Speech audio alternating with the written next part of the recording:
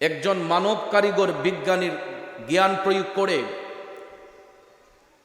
একটা উড়োজাহাজের শক্তিশালী ইঞ্জিন বানিয়ে 1000-2000 যাত্রী নিয়ে আকাশপথে উড়া দেওয়া সম্ভব হয়। একজন মানব কারিগর বিজ্ঞানীর জ্ঞান রিচার্জ করে রেলপথে শক্তিশালী একটা রেলগাড়ির ইঞ্জিন দিয়ে 15টা-20টা বগি টাইনা নেওয়া সম্ভব হয়।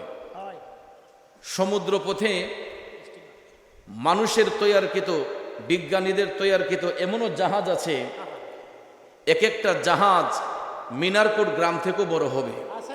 আছে না নাই? যা দিয়ে 20,000-30,000 যাত্রী এক দেশ থেকে আরেক দেশে পাড়ি দেওয়া সম্ভব হয়। কথা বলেন ঠিক কিনা? আমার বাবাজিরা, বন্ধুরা, কথাটা বলার কারণ হলো একজন মানব কারিগর বিজ্ঞানীর দ্বারা উড়োজাহাজের ইঞ্জিন বানানো সম্ভব হয়, রেলগাড়ির ইঞ্জিন বানানো সম্ভব হয়, লঞ্চ, স্টিমার, জাহাজের ইঞ্জিন বানানো সম্ভব হয়, শক্তিশালী বৈজ্ঞানিক যন্ত্রপাতি আবিষ্কার করা সম্ভব হলেও বলুন তো আজও পর্যন্ত পৃথিবীতে এমন কোন বিজ্ঞানীর জন্ম হয়েছে কি ছোট্ট একটা পিপিলিকা বানিয়ে ওই পিপিলিকার মধ্যে জীবন দেওয়ার শক্তি পৃথিবীর কোনো বিজ্ঞানীর আছে? ও যুবক বন্ধুরা, আমার বাবাজিরা, তাইলে একটু আওয়াজ করে বলুন, জীবন দেওয়ার মালিক একমাত্র কে? এই জন্য কবি বলেছেন, তুমি রাখো কি বা মাহারো এই দয়া করো, থাকিতে যেন তোমায় না ভুলি। ঠিক না বেঠে? আমার যুবক ভাইয়েরা, আল্লাহ রাব্বুল আলামিন আহকামুল হাকিমিন আমাদের সবাইকে একদিন পরপারে নিয়ে যাবেন। কারণ যে জাতির জন্ম হয় সে জাতির মৃত্যু অনিবার্য। আমরা যারা জন্মগ্রহণ করেছি ভুলে যাবেন না যে আমাদের মৃত্যু যে হবে না এটা অস্বাভাবিক কিছু নয়। সবার একদিন মৃত্যু হয়ে যাবে। কুল্লু নাফসিন যায়িকাতুল মাউত, প্রত্যেক আত্মাকে মৃত্যুর স্বাদ গ্রহণ করতে হবে। তবে একটা কথা জেনে রাখবেন, মৃত্যু হওয়ার আগে আমার আপনার কাছে মৃত্যুর যন্ত্রণা আসবে। আর ওই কথাটাই আল্লাহ রাব্বুল আলামিন সূরাতুল কাফের 19 নম্বর আয়াতে পাক দ্বারা জানিয়েছেন, বুঝিয়েছেন। আসুন আল্লাহ পাকের ঘোষণাটা একটু শুনে নেই। বিসমিল্লাহির রহমানির রহিম।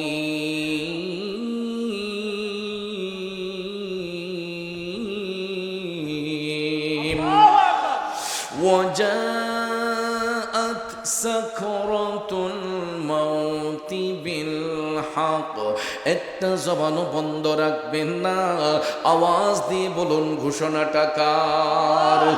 এ মিনার কোঠের বাবাজিরা, ও যুবক বন্ধুরা, আল্লাহ রাব্বুল আলামিন বলতেছেন, এ জগৎবাসীরা তোমরা শোনো, অবশ্যই অবশ্যই মৃত্যুর যন্ত্রণা তোমাদেরকে পাকড়াও করবে। আর এই মৃত্যু যন্ত্রণা থেকে বাঁচার জন্য যালিকা মা কুনতা মিনহু তাহিদ। আল্লাহ তাআলা বলেন, এই মরণ যন্ত্রণা থেকে বাঁচার জন্য তোমরা প্রতিনিয়ত আমি আল্লাহর নিকট অব্যাহতি চেয়েছ। এক্সাম্পল লক্ষ্য করে দেখবেন, আমরা কারো ঘরে বসে মুনাজাত করলে, মসজিদে বসে মুনাজাত করলে, মাহফিলে বসে মুনাজাত করলে দেখবেন আমরা আল্লাহ তাআলার ডাক দিয়া কই, আল্লাহ আমাদেরকে রাস্তাঘাটে মরণ দিও না, আল্লাহ গো আমাদেরকে তুমি মৃত্যুর যন্ত্রণা দিও না। দেখবেন আল্লাহরে ডাক দিয়া কই, আল্লাহ ঈমানের সহিত আমাদেরকে মরণ দান করো। বলি কি বলি না? ঈমানের পথে অবিচল থেকে আমার মরণ যেন হয়। সব সময় আল্লাহ তাআলার ডাক দিয়া কই, আল্লাহ দয়াল নবীর চেহারা মোবারক দেখায় আমাদেরকে মরণ দান কইরো। মুনাজাতে এই কথাটা বলি কি বলি না? বলার কারণ হলো, মৃত্যু এমন একটা জিনিস, কার মৃত্যু কখন কোন অবস্থায় কিভাবে হয় এর নির্দিষ্ট কোনো গ্যারান্টি পৃথিবীর কোনো মুফতি সাহেব, মুহাদ্দিস সাহেব দিতে পারবে না। এই জন্য একজন কবি বলেছেন, আজরাইল আসিয়া প্রাণ করিব হরণ, হাই গো আজরাইল আসিয়া প্রাণ করিব হরণ।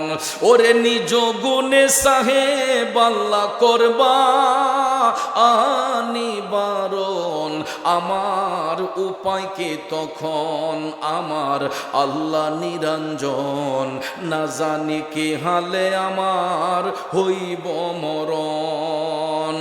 ও যুবক বন্ধুরা, আমার বাবাজিরা, মরণটা কখন কোন অবস্থায় কোথায় জানে হয়ে যায় এই নির্দিষ্ট কোনো গ্যারান্টি আমরা কেউ দিতে পারবো না। তবে একটা কথা শুনে রাখুন, মৃত্যু হওয়ার আগে যেখানেই যে অবস্থায় মৃত্যু হয়, মৃত্যু হওয়ার আগে আমার আপনার কাছে মৃত্যুর যন্ত্রণা আসবে। আর এই বিষয়ে হাদিস শরীফে আল্লাহর নবী সাল্লাল্লাহু আলাইহি ওয়াসাল্লাম বলেছেন, মানুষ যখন মৃত্যুর বিছানায় শুয়ে যাবে, আল্লাহ রাব্বুল আলামিন মৃত্যুর ফেরেশতা মালাকুল মউত আজরাইল আলাইহিস সালামকে পাঠাইবেন প্রাণ কেড়ে নেওয়ার জন্য। আমার মদিনার কামলিওয়ালা নবী বলছেন, ও জগৎবাসীরা শুনো, মৃত্যুর ফেরেশতা মালাকুল মউত আজরাইল আলাইহিস সালাম দুইটা সূরত ধারণ করে বান্দার জান কবজ করবে। দুইটা সূরত কেন?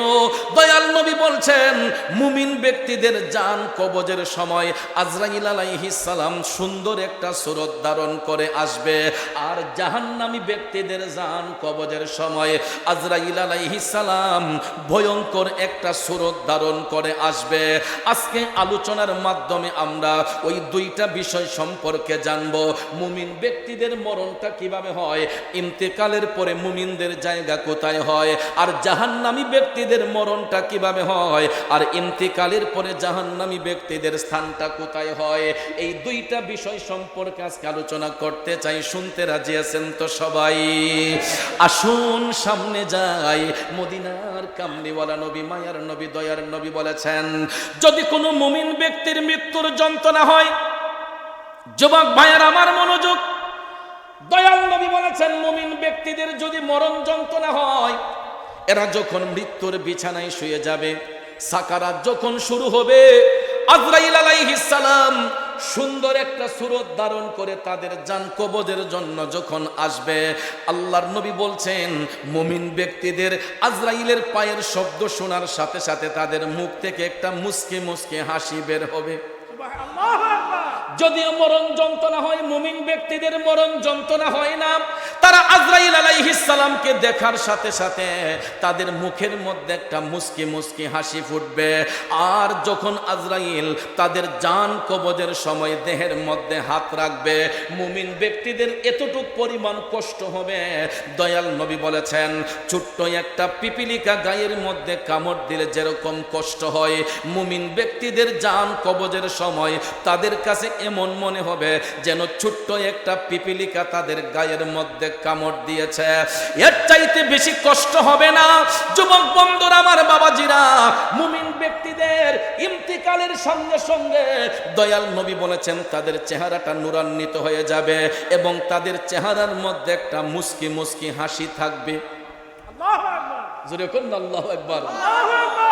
আপনারা বাস্তব একটু লক্ষ্য করে দেখবেন, কোনো এলাকা থেকে কোনো ভালো মানুষ যদি মারা যায়, কোনো ইমানদার ব্যক্তি যদি মারা যায়, কোনো আল্লাহর ওলি যদি মারা যায়, আমরা যদি তাদের লাশ দেখতে যাই, এমন কিছু লাশ দেখবেন ইন্তেকালের পরে তাদের চেহারার মধ্যে একটা মুস্কি মুস্কি হাসি দেখা যায়। কিছু কিছু লাশের ধরন দেখবেন ইন্তেকালের পরে চেহারাটা একটু উজ্জ্বল হয়ে যায়। তখন দেখবেন আমরা রাস্তাঘাটে হাইটা, দোকানপাটে বৈশা লোক মুখে কথা বলি, আহারে ব্যক্তিটা এমন ভালো মানুষ ছিল, ওনার মরণটা এমন সুন্দর হয়েছে, ইন্তেকালের পরে যেন তার মুখে একটা হাসি ফুটে রয়েছে। বলি কি বলি না? অনেক সময় দেখবেন, ব্যক্তিটা এত ভালো ছিল, মারা যাবার পরও তার চেহারাটা সুন্দর হয়ে গেছে, উজ্জ্বল হয়ে গেছে। আমরা বলি কি বলি না?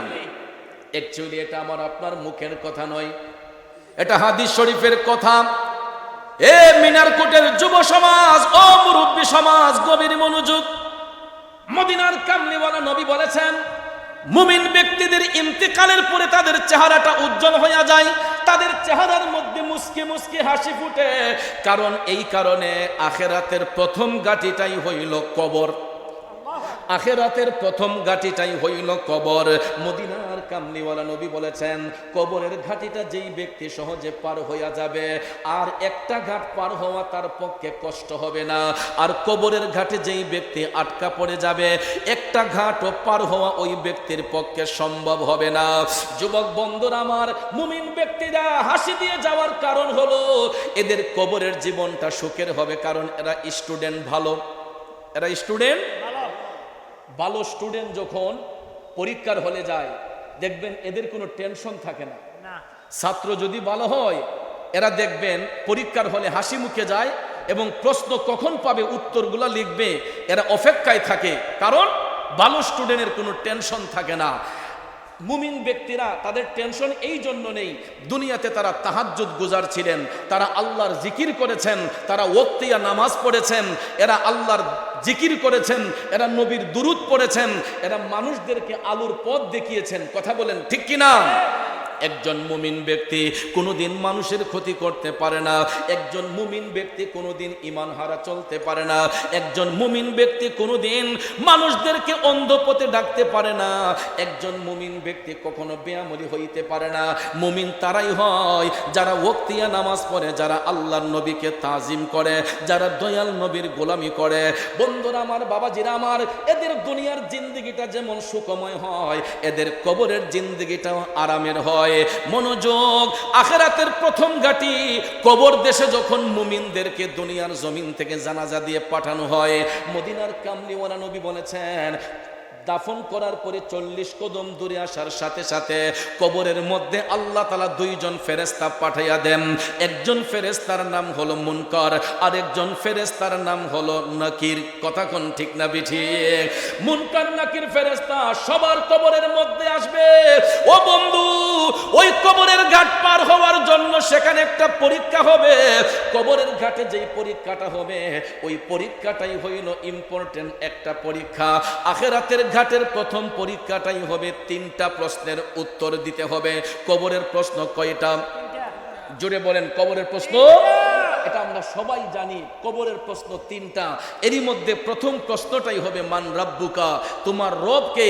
মুমিন ব্যক্তি যারা হবে এরা স্পষ্ট সুন্দর করে বলে দিবে রব্বি আল্লাহ, আমার রব হচ্ছেন আল্লাহ। মুমিন ব্যক্তিকে যখন প্রশ্ন করা হবে ওয়ামান দীনুকা, তোমার দিন কি, ওই মুমিন ব্যক্তি হাসি মুখে বলে দিবে দীনিয়াল ইসলাম, আমার দিন হলো ইসলাম। 3 নম্বর প্রশ্নটা যখন করা হবে, আমার মদিনার কামলিওয়ালা নবী রাহমাতাল লিল আলামিন নবীকে আপন আপন কবরে হাজির করে, সশরীরে হাজির করে প্রশ্ন করা হবে ওয়ামান হাজার রুজুল বুইসা ফিকুম। সুবহানাল্লাহ বলেন। ভাইয়েরা আমার, বন্ধুরা আমার, দয়াল নবীকে সশরীরে কবরে হাজির করা হবে। কিন্তু আমাদের সমাজে কিছু কিছু ভাই সাহেবরা আলোচনার মাধ্যমে কয়, হ্যাঁ প্রশ্ন ঠিক আছে, কিন্তু কবরে নবীদের সশরীরে হাজির করা হবে না, নবীজির ছবি আইনা হাজির করা হবে। এরপরে যখন দেখছে যে না এটা যৌক্তিক হয় না, তখন কয় না, রওজা শরীফের সঙ্গে একটা সুড়ঙ্গ করা হয়, যেখানে দাফন করা হয় ওই কবর থেকে মদিনা শরীফে একটা সুড়ঙ্গ করা হয়, সুড়ঙ্গের মাধ্যমে দেখানো হয়। নাউজুবিল্লাহ করেন। এরপরও আল্লাহর আদম বিশ্বাস করে না যে রসুল কবরে আসতে পারে। আপনাদের বিশ্বাস আছে না নাই? রসুল কবরে আসতে পারে কি পারে না? এটা শুধু মুখে বললে হবে না, দলিলের মাধ্যমে জানতে হবে। কথা কোন ঠিক না ঠিক? আপনারা বলেন, আমার নবী কি শুধু দুনিয়ার নবী না কবরের নবী? শুধু কবরের নবী আর দুনিয়ার নবী নয়, তিনি ৮০,০০০ আলমের নবী। আল্লাহর গোটা সৃষ্টি জগতে যতটা জগৎ সমূহ রয়েছে, যেখানে আল্লাহ রাব্বুল আলামিন, সেখানে রসুল হচ্ছেন রহমাতাল লিল। এখন সূক্ষ্ম জ্ঞানী একটু ভাইবা দেখবেন, যারা গ্রামার বুঝেন, আরবি গ্রামার বুঝেন, আলাম হচ্ছে এক বচন, তার বহু বচন হচ্ছে আলামিন। আলাম দ্বারা একটা জগৎকে বোঝানো হয়, আর আলামিন দ্বারা কুল কায়নাতকে বোঝানো হয়। আলাম দ্বারা একটা জগৎকে বোঝানো হয়, আলামিন দ্বারা কুল কায়নাতকে বোঝানো হয়। আল্লাহ হচ্ছেন রাব্বুল আলামিন, গোটা জাহানের পালন কর্তা। আল্লাহ কয়, যেখানে আমি গোটা জাহানের পালন কর্তা, সেখানে আমার হাবিব হবে রাহমাতাল লিল আলামিন, গোটা জাহানের জন্য রহমত। চললে এখন সুবহানাল্লাহ। যুবক ভাইয়ার আমার, বন্ধুরা আমার, তারপরে দেখেন আল্লাহ তাআলা কেমন সম্মান আপন হাবিবকে দিয়েছেন। আল্লাহ পাকের উপাধি হচ্ছে রাব্বুল আলামিন, আমার নবীর উপাধি হচ্ছে রাহমাতাল লিল আলামিন। বন্ধুরে, তারপরে একটু প্র্যাকটিক্যালি প্রমাণ নিয়ে দেখবেন, রাব্বুল আলামিন লিখতে আরবি যতটা অক্ষর লাগে, রাহমাতাল লিল আলামিন লিখতে আরবি ততটা অক্ষর লাগে। আল্লাহু আকবার। তাই বলে কি রাসূল আল্লাহ থেকে বড় হয়ে গেছেন? নাউজুবিল্লাহ, একথা কখনো সুন্নি জামাত বলে না। রাসূল কখনো আল্লাহ থেকে বড় নয়, কারণ আল্লাহ হচ্ছেন খালেক, রাসূল হচ্ছেন মখলুক। আল্লাহ হচ্ছেন স্রষ্টা,